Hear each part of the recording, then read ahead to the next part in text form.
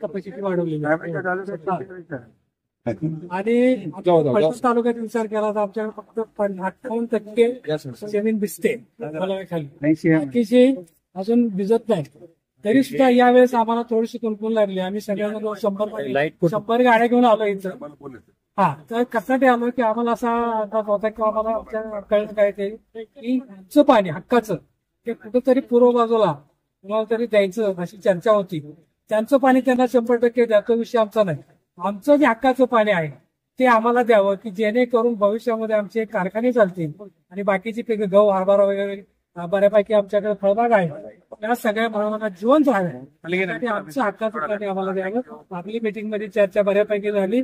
आपण पॉझिटिव्हली आम्हाला निर्णय दिलाय, त्याबद्दल आपण मनपूर्वक आमच्या सगळ्या फलटणकरांचा आभार मानतो. सगळी कविता चर्चा होताना साहेबांचा जागर होता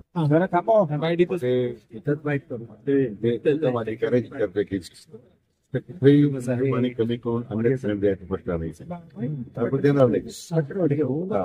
मागणी केली तुमच्याकडे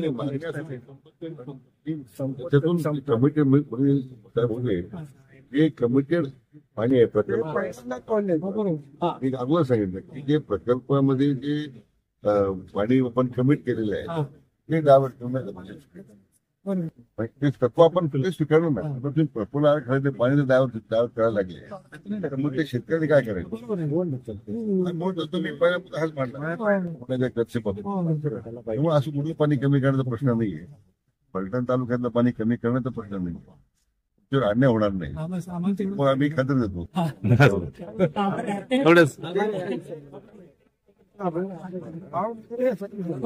आमच्या उसाची फार मोठे प्रश्न आहेत. नाही पाणीपट्टी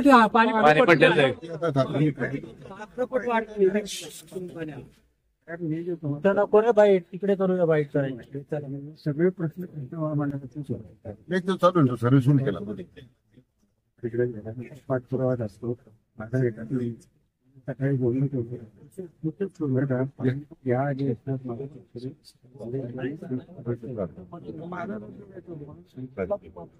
या शेतकरी बांधव माफी मागतो. सगळ्यांना थांबावं लागलं.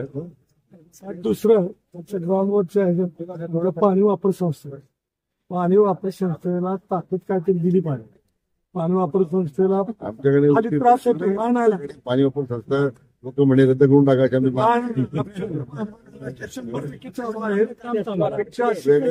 अनुभव आहे त्या भागात.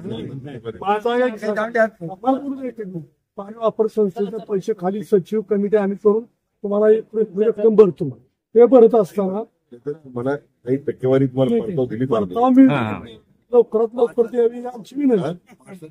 महाराष्ट्रात देऊ टाकतो.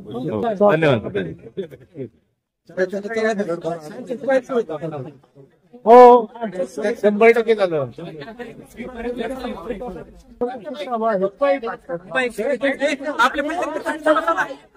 समोर तिकडे समोर ओके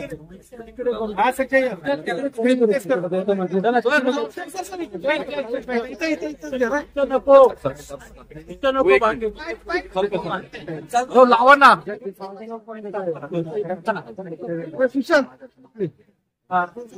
तिकडे